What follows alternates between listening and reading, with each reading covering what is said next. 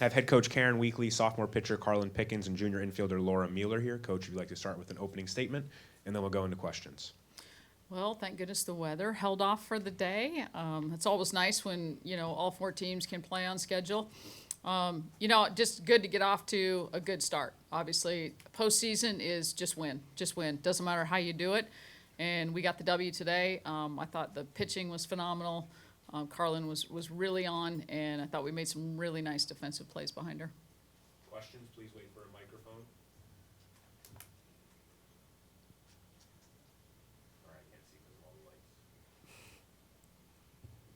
lights. Coach, how much does Carlin continue to impress you day after day when she's out in the circle?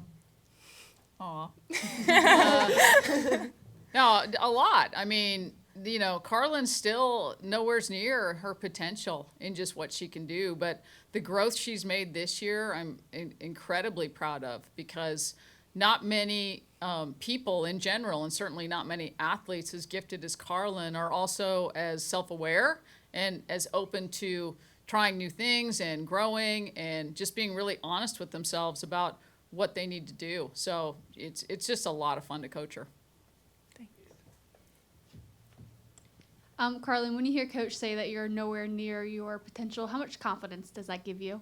Yeah, I mean, it's exciting, obviously, just wanting to learn more each game and take that into my years here at Tennessee and just relying on coaching and my teammates and continuing to get better. So it's definitely exciting. Coach, you said that earlier this week that anytime you score 3 or more runs, you win. You got to 3 today, but how would you assess how the offense did? You talked about some of those situational aspects. How do you think they did in that aspect? Yeah, I think there's still a lot of room for us to improve there. And really, when you look at the personnel 1 through 9, it's a group that any one of them can hit the ball hard at any point in time. Obviously, I got to go back and look at the film, but from my vantage point in the third base box, it seemed like early on maybe our 2-strike approach wasn't as good as it could have been to just kind of pass the bat. And then, maybe we weren't on time when we did swing. I think there's always room for us to get better, but I really have a lot of confidence in our offense. Like I said, 1 through 9, everybody who goes up there, I feel like they're going to do something big. Carlin, you were dominating, then they started third with 2 singles, and then you pretty much went right back to 3 up, 3 down the rest of the game. For you, just from the mental aspect of the game, where do you feel like, you've grown and are different this postseason compared to last postseason? Yeah, I think definitely just a different level of maturity, being able to bounce back from that and reset and gain back my focus rather than dwell on what happened, just keep doing my job and focusing on pounding the zone. Karen, it seems like at last postseason too with Destiny, just kind of like Rodriguez, she doesn't really get as much attention, but she seems to come through. Can you just talk about her performance and kind of what you see from her when it seems to be big games? You're 100% right. When you think about last year, and she stepped in and it was just phenomenal for us. I think it was Supers was when she really saw the field a ton, and then into the World Series. And that was a big blow today, and unfortunately for her, it didn't end up being 3 runs. But she kind of showed the way there because we hadn't really put a good swing on it yet. And I thought she was, the first to make a really good adjustment. And that's important when you're hitting, she was hitting 8th today. So that's just that ability to watch what's happening ahead of you. Coach, Riley's bunt there that eventually led to that run scored, was that a coach call or was that Riley making that decision on her own? That was a coach call. We were first and second, no outs, and we had some good hitters behind her, so thought it was a good time to move runners. Carlin, your defense, specifically in the infield and the player next to you, makes some pretty amazing plays sometimes. Just for you as a pitcher. All the time. Yeah.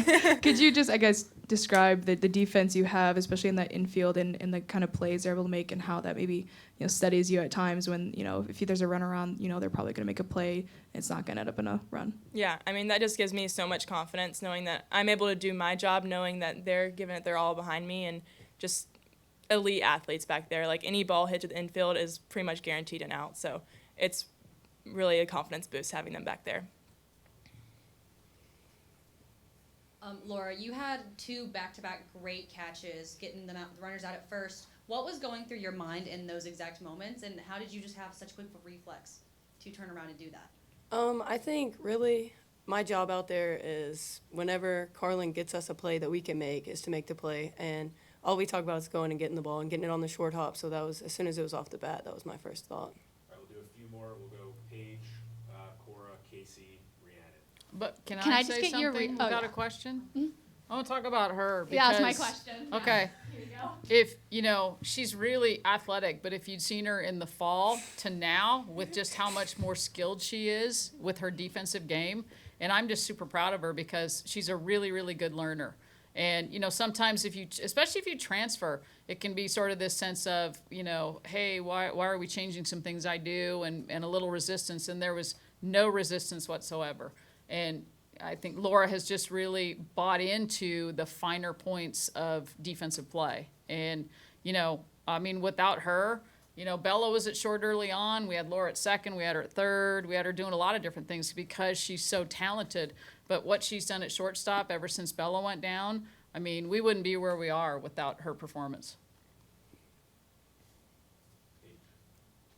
Oh, that's my question, but I guess if you wanted to maybe your reaction to the 360 put out by Mueller. Oh, phenomenal. I think we're sort of getting used to it, but we shouldn't because it's just really awesome.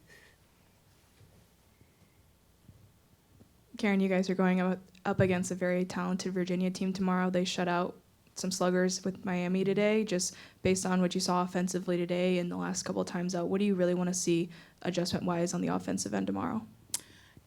I think really knowing what we want to do in different situations, so when we're, hitters counts, really being selfishly aggressive to get the pitch we want that we know we can drive. And then if we don't get our pitches, willing to draw that walk.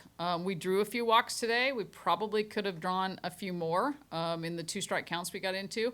Our goal is hit it hard or draw a walk. And, obviously you're not going to do that every single time, but I think we're capable of doing it more than we have been. Virginia's very good. We've been scouting, and we scouted, all 3 teams all week, spent a ton of time with the film. And their pitching is really, really good. Not just who you saw today, but they've got a lot of pitchers behind her. And they're finding ways to win, They're a lineup that you can tell just kind of feeds off of each other and the pass-the-bat mentality. So it's going to be a very tough game. Last two. Carlin, from a player's standpoint, just how crucial, how pivotal was it to get back onto the field and kind of right the wrong from the SEC tournament doing so today? Yeah, I think this was just a turning page in our season. We kind of look at postseason as a whole different thing. So I think starting this game off on the right foot, getting us a good win, will just set us up for success for the rest of the season, obviously. Last one. Coach, to that point, obviously you went out in the SEC tournament earlier than you expected. Coming into this tournament, a lot of talk, obviously, Texas, Oklahoma State. Florida was a very trendy pick for people. In terms of regionals, I saw one ranking where this one among the SEC teams hosting was 4th. What has the kind of national consensus missed about this team?